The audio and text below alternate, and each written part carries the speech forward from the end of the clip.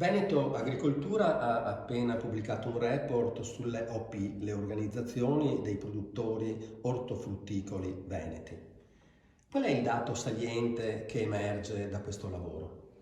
Il dato saliente che emerge è che purtroppo negli ultimi anni le OP continuano ad essere in difficoltà e ad esempio il valore della produzione commercializzata è ulteriormente diminuito, è sceso a 390 milioni di euro con un calo di qualche punto percentuale rispetto all'anno precedente. Purtroppo negli ultimi anni questo valore sta diminuendo dopo che era sempre cresciuto dal 2015 in poi.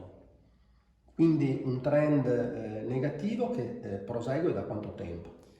Per quanto riguarda le OP, che sono le organizzazioni riconosciute dalla Regione Veneto e che aggregano la produzione delle aziende agricole, è un trend che emerge negli ultimi 2 anni e che segue quello del comparto nel suo complesso, perché negli ultimi 2 anni il settore ortofrutticolo ha registrato delle difficoltà, soprattutto per quanto riguarda la frutticoltura, principalmente a causa dell'andamento climatico che negli ultimi anni ha penalizzato quasi tutte le colture. Ci sono state delle gelate primaverili che hanno decimato la produzione. Scendiamo un po' più nei dettagli per quanto riguarda i singoli prodotti, magari non tutti, analizziamo i principali.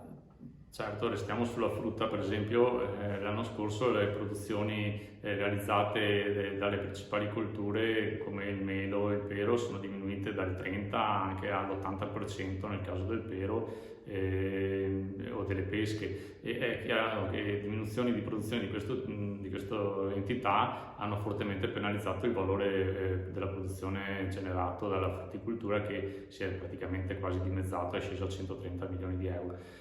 Gli ortaggi hanno avuto degli andamenti in chiaroscuro, il radicchio, che è la principale coltura, ha visto diminuire sia le superfici coltivate che le produzioni, quindi con una riduzione del valore commercializzato, così come anche le patate.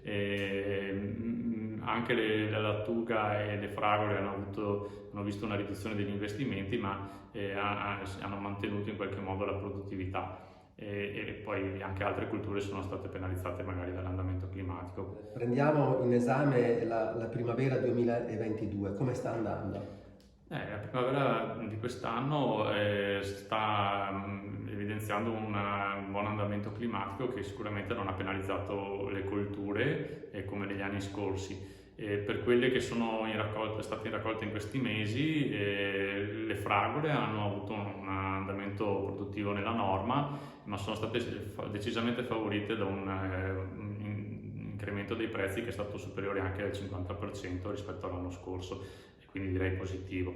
Gli asparagi invece hanno avuto un incremento sia degli investimenti che delle produzioni, e questo ha un po' penalizzato i prezzi, perché ovviamente il prodotto immesso sul mercato ha ridotto le quotazioni, sono scese di circa l'8-9% rispetto all'anno scorso, il che probabilmente si ripercuoterà sulle redditività, considerando anche che sono aumentati i costi di produzione.